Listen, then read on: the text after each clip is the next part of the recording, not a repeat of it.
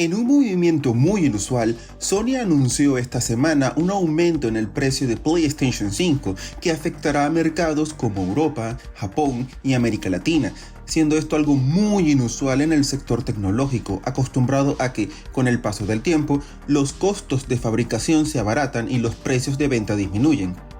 Ante el malestar que ha generado entre muchos usuarios, que protestan diciendo que esto es inaceptable, quise hacer este video explicando el por qué considero que Sony tomó esta decisión, que me parece razonable dado el contexto actual que vive el mundo y la situación de Sony en particular. Y sí, sé que a muchos les va a molestar que entienda la decisión de la compañía. Recordemos, en primer lugar, que la industria tecnológica todavía no ha superado la escasez de componentes que generó la pandemia en el último par de años, y que sigue golpeando a Sony en mercados como el de Estados Unidos o Europa, donde sigue siendo difícil conseguir una PlayStation 5. A esto se debe sumar que ahora el mundo sufre una inflación muy alta, prácticamente del doble o más al promedio de años previos, y que además viene acompañado de un auge en el precio de los combustibles, de la energía, del transporte, y una parálisis parcial de China a causa de las estrictas medidas del régimen para contener el COVID. Todo esto tiene un impacto en la fabricación de cualquier aparato tecnológico, habiendo empresas como Apple que ya han subido el precio de sus MacBook. Y no olvidemos que el escenario mundial es inestable actualmente, con la guerra en Ucrania llevando el alza el precio del gas en Europa y por lo tanto el costo de la energía en esta región, o las amenazas de China a Taiwán, donde están las principales fábricas de chips del mundo. Solo TSMC domina el 53% de la fabricación mundial de chips, por lo que una guerra en esa isla tendría efectos catastróficos en todo el planeta. Ante este escenario, de los tres fabricantes de consolas, Sony se presenta como el factor más débil. No nos confundamos. Aunque PlayStation sea de las que más ganancias hace en el sector de videojuegos, superando a Xbox en ingresos, la realidad es que Microsoft es una de las empresas más poderosas del mundo, generando, de acuerdo a Forbes, casi 71.2 mil millones de dólares en ingresos frente a Sony, que generó 8 mil millones de dólares. Para Microsoft, su división de videojuegos no representa ni el 10% de sus ingresos totales, usando las enormes ganancias de la compañía para absorber los costos y pérdidas de Xbox, como los aros de la muerte de 360 o toda la generación de One, financiar planes a largo plazo como Game Pass o, en este caso, absorber el auge en los precios de fabricación por mucho más tiempo que Sony.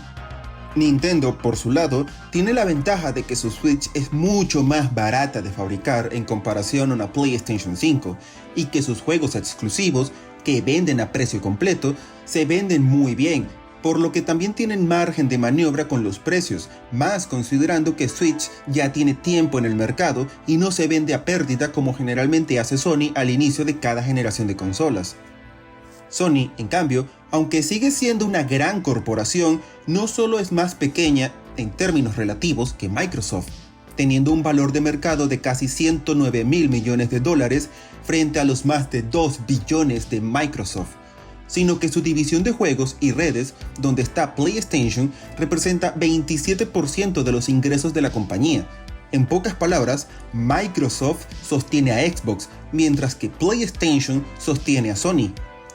A causa de esto, el margen de maniobra que tiene Sony para absorber los precios es mucho menor al que tiene Microsoft, que puede alargar durante mucho más tiempo esta decisión con su enorme billetera o aumentar los precios de servicios como Xbox Live o Game Pass en caso de ser necesario.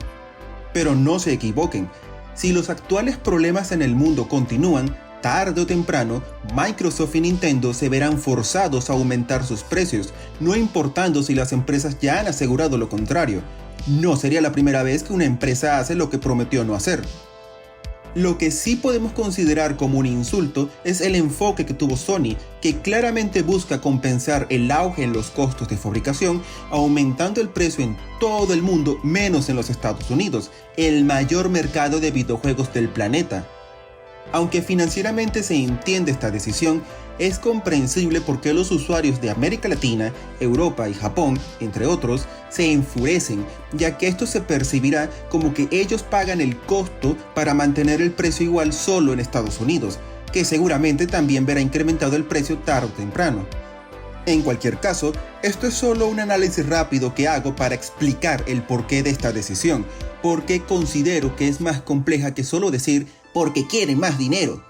que abunda en las redes sociales, y para advertir que ante el panorama actual del mundo no debemos dar por sentado que la idea de los precios van a bajar en tecnología, o en cualquier cosa en general, sea algo tan seguro como lo ha sido hasta ahora.